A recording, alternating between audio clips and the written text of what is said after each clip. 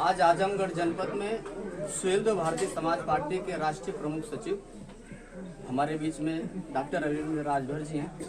Sir, आज आजमगढ़ का जो दौरा चला है, तमाम दरवाजा किए हैं, तमाम लोगों से मुलाकात है, क्या संदेश देंगे लोगों को? संदेश यही देंगे कि सबसे पहले तो मैं आपके चैनल को धन्यवाद देता हूँ कि आज रात को 10:22 बाद इंटरव्यू आप ले रहे हैं और आपके दर्शकों को भी बहुत बहुत बधाई कि रात के समय में भी आप वर्क कर रहे हैं, अपने दर्शकों तक हमारी आवाज़ पहुंचाने का प्रयास कर रहे हैं। हमारा कार्यक्रम प्रतिदिन चलता है और प्रतिदिन हम अपने कार्यकर्ताओं से मिलते जुलते रहते हैं, जनता से जनसंपर्क भी करते रहते हैं और इससे जनप्रतिनिधियों को भी सीख लेना चाहिए कि सिर्फ सांसद और विधायक और मंत्री बनकर 8 बजे के बाद किसी से नहीं मिलना है, सुबह 10 बजे के पहले किसी से नहीं मिलना है। इससे समाज कल्याण नहीं हो सकता है, इससे सामाजिक सुधार नहीं हो सकता। जनता भी, मैं गांव में गया हुआ था, मैंने देखा जिस प्रकार की स्थिति, खुद मेरी गाड़ी उसी में फंस गई। मैंने देखा कि आज़ादी के 77 साल बीतने के बाद भी इतनी सरकारें आई और चली गईं, उसके बावजूद आज भी गांव का मुख्य रास्ता कच्चा हो और वो भी उसमें गड्ढे। तो कहीं न कहीं मेरे घूमने के बाद हम इस चीज की जानकारी भी प्राप्त कर रहे हैं कि अभी वो कौन से एरिया है, वो कौन सा क्षेत्र है जो अभी भी सरकार मूल व्यवस्थाओं से पिछड़ा है, जिस व्यवस्था का लाभ वो क्षेत्र नहीं ले पाता है। तो कहीं न कहीं आज हमको ऐसा लगता है कि करीब आजमगढ़ को मैंने पूरा ध्यान दिया, उस कोने से लेके इस कोने से लेके उस कोने। आज बहुत मतलब जगहों पर हम गए और जगहों पर जाने के बाद हमको इस चीज की जानकारी भी हुई कि आजमगढ़, जो अखिलेश यादव बार बार कहते हैं कि आजमगढ़ हमारा गढ़ है, शायद यही गढ़ कहने से ही आजमगढ़ का विकास नहीं हुआ। शहर का तो विकास हो गया, ग्रामीण क्षेत्रों का विकास नहीं हो पाया है। आज भी ग्रामीण क्षेत्र विकास से बहुत दूर है और हमारा प्रयास होगा कि हम इस चीज की जानकारी माननीय मुख्यमंत्री जी तक पहुंचाएं, माननीय गृह मंत्री जी तक पहुंचाएं, प्रधानमंत्री जी तक पहुंचाएं, ताकि इस क्षेत्र के लोगों का कल्याण हो, जो छोटी छोटी समस्याएं हैं उसका समाधान हो। सर, जिस तरह से रात 8 बजे के बाद परिवार सो जाता है घर में, लेकिन 10 बजे तक जिस उत्साह से पब्लिक आपका इंतजार कर रही है, पब्लिसिटी आपको जो रही है, इस पर क्या अनुभव लगाते हैं? माताएं बहनें भी देखिए इसमें। देखिए क्या है कि ये हमारा सौभाग्य है, हालांकि हम लोगों का काम ही यही है कि अंधकार से लोगों को प्रकाश में लाना है।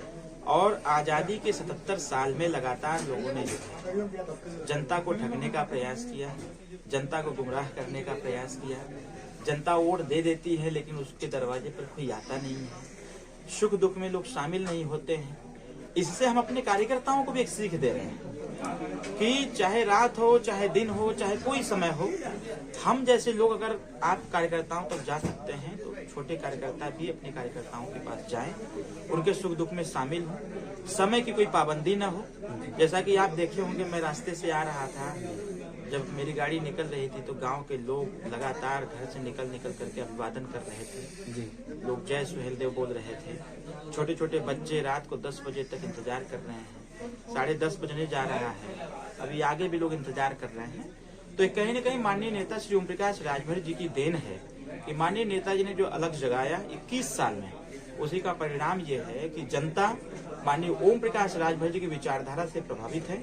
उसको रात नहीं दिख रहा है, उसको ये दिख रहा है कि राजभर जी के विचारधारा को जन जन तक पहुंचाने वाले लोग आ रहे हैं, इसलिए रात को 10:30 बज जाए चाहे 12:30 बज जाए, इससे कोई मायने रखता। अभी मैं पिछले दिनों जौनपुर में था, लगभग 19 कार्यक्रम हमने जौनपुर में किया और 19 कार्यक्रम में करने के बाद मैं जौनपुर से 1:30 बजे रात को निकला और 1:30 बजे रात को मैं जिस रास्ते से निकल रहा था, उस गांव के लोग माला लेके खड़े थे, स्वागत में खड़े थे, कहीं आरती लेके खड़े थे। मैं अपने कार्यालय भोर में 3:30 बजे पहुंचा।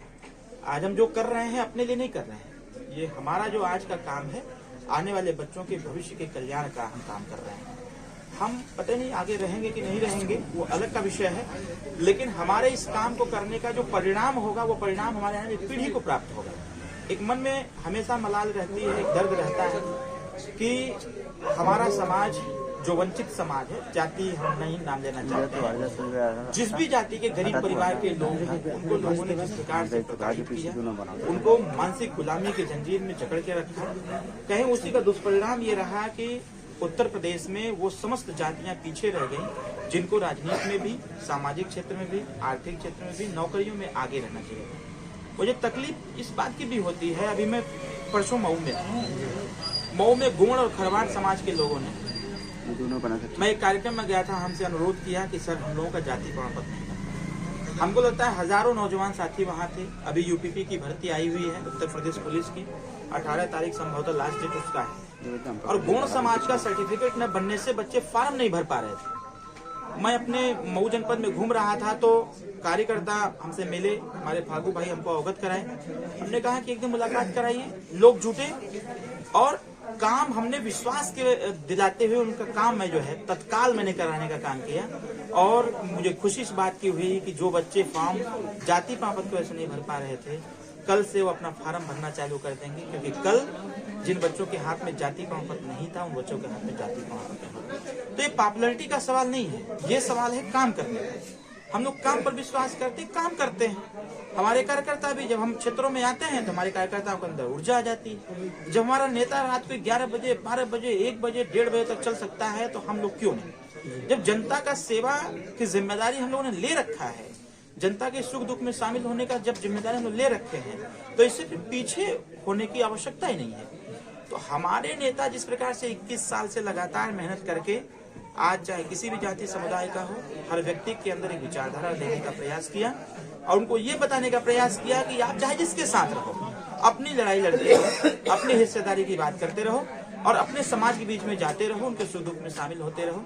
सबसे बड़ी सेवा ये है। आखिरी सवाल है डॉक्टर साहब कि 24 का आगाज हो चुका है, चुनाव की रणनीति बहुत नजदीक है, क्या संगठन मजबूत रहेगा? एनडीए कितनी मजबूती पूर्वांचल में लाएगी? देखिए, सुहेलदेव भारतीय समाज पार्टी जब एनडीए में शामिल हो गई, जिस दिन शामिल हुई उसी दिन पूर्वांचल ही नहीं पूरे उत्तर प्रदेश की मजबूती करीब 30% भाजपा में बढ़ गई। इसलिए क्योंकि हमने ये एहसास भी कराया उनको पीछे भी, और उसका परिणाम ये रहा कि हमारी बातों को जो नहीं सुनते थे, आज सरकार हमारी बातों को सुनती है, समझती है, जानती है।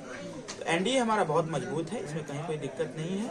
2024 में जो लक्ष्य हम रख रखे हैं कि उत्तर प्रदेश की 80 की 80 सीट जीतने का, 80 सीट हम लड़ेंगे और 80 सीट में हमारी पार्टी भी लड़ेगी, हमारी पार्टी भी जीतेगी। हमारे नेता माननीय ओम प्रकाश राजभर जी विधानसभा उत्तर प्रदेश की लखनऊ में बैठ करके गरीब, वंचित, शोषित, पिछड़े, दलित, अल्पसंख्यकों की बात करते हैं। हम लोगों का प्रयास ये है कि 2024 में आने वाले चुनाव में सुहेलदेव भारतीय समाज पार्टी जीत करके दिल्ली की पंचायत में जाए और दिल्ली की पंचायत में जाकर के नेताजी की विचारधारा को लागू करावे, जिससे कि प्रदेश के साथ साथ देश के गरीबों का कल्याण हो सके। सारे उद्देश्य को लेकर हम लोग भ्रमण करें। डॉक्टर साहब, आखिरी क्वेश्चन है, जिस तरह से पीडीए का नारा लेके अखिलेश यादव चल रहे हैं और आजमगढ़ में कह रहे हैं कि नेताजी को अगर सच्ची श्रद्धांजलि देना है तो समाजवादी गढ़ फिर कहलाएगा, किस तरह से आजमगढ़, लालगंज दोनों लोकसभा है, उनको तो चुल्लू भर पानी में डूब मरना चाहिए। उनको तो चुल्लू भर पानी में डूब मरना चाहिए। ये कह करके माननीय नेताजी की आत्मा को दुख पहुंचा रहे हैं माननीय अखिलेश यादव जी। मैं तो अखिलेश यादव जी से आग्रह करूंगा कि कृपया एक बार आजमगढ़ के गांव और गलियों का रास्ता देख लीजिएगा। गढ़ कह करके क्यों माननीय नेताजी को बदनाम कर रहे हो? मैं ये समझता हूं कि अखिलेश यादव भस्मासुर की भूमिका में है। अखिलेश यादव भस्मासुर है, वो जिसके सर पे हाथ रखते हैं वो भस्म हो जाता है। वो आजमगढ़ के सर पे हाथ रखे हैं। पूरा आजमगढ़ का आज हमने दौरा किया, मतलब उत्तर, दक्षिण, पूर्व, पश्चिम और चारों कोना मैंने घुमा है। मुख्य रास्ते को छोड़ दिया जाए, समाजवादी का गढ़ कहा जाने वाला सबसे ज्यादा विधायक समाजवादी का, आज उसकी स्थिति क्या है ये किसी से छुपा नहीं है। एक ठेवना पर गड्ढा है। हमारे जिला प्रभारी जी उसमें फंस गए। हमारे विधानसभा अध्यक्ष जहां मैं बैठा हुआ हूँ, हमारे विधानसभा अध्यक्ष का मुंह फूट गया, अभी मैंने देखा। मुझे इस बात की तकलीफ हुई। और हाँ, एक बात मैं जरूर कहूंगा आपसे, कोई बनवावे चाहे मत बनवावे रास्ता वहां का, मैं यहाँ से न विधायक हूँ न सांसद हूँ, लेकिन गांव के लोगों को विश्वास दिलाया हूँ कि मेरा एक छोटा सा काम करिएगा, एप्लीकेशन लिख करके गांव के लोगों से मोहर साइन करा करके हमको दे दीजिएगा। मैं वादा नहीं कर रहा हूँ, लेकिन इतना जरूर कह रहा हूँ कि मैं उस चरण तक तो पहुंचा ही दूंगा कि अब कोई भी लड़की की शादी होगी तो गांव से बाहर नहीं उतरेगी, वो अपने घर तक जाएगी। मैं जिस गांव में था जहां पर ये गाड़ी फंसी थी, मैंने विश्वास दिलाया उनको कि रास्ता में बना। आखिरी में मैं नगर विधानसभा के लोगों को क्या संकेत देंगे? मैं इनको यही संदेश दूंगा कि जो 4 पीढ़ियां बर्बाद हो रही हैं, 5वीं पीढ़ी बर्बाद ना हो। सब लोग अपने बच्चों और बच्चियों को पढ़ावे लिखावें और थोड़ा सा सामाजिक और राजनीतिक समझ रखें और समझ रख करके कैसे हमारे क्षेत्र का कल्याण होगा।